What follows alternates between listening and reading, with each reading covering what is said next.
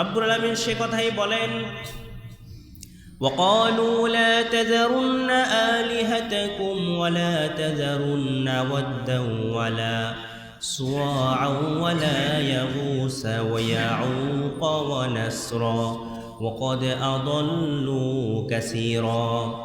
আল্লাহ বলেন, এমন একটা সময় আমি নূহকে পাঠালাম এই পৃথিবীর মানুষের হেদায়েতের জন্য।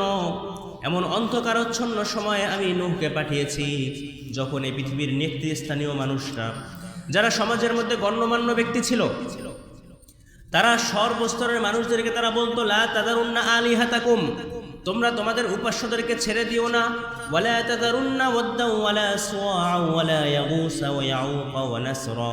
ওই যে পাঁচজন আল্লাহওয়ালা যাদের মূর্তি তোমরা বানিয়েছিলে তাদের ইবাদত করা তোমরা ছেড়ে দিও না। যারা মানুষদেরকে শোধরাবে তারাই মানুষদেরকে মূর্তি পূজার দিকে আহ্বান করতো। তারা বলতো, সাবধান, এই ওয়াদ সুওয়া ইয়াগুস ইয়াউক নাসর, এই পাঁচজনের ইবাদত করা তোমরা ছেড়ে দিও না। তাদের ইবাদত করলে তাদের মাধ্যমে তোমরা আল্লাহকে পাবে। পরে নাউজুবিল্লাহ।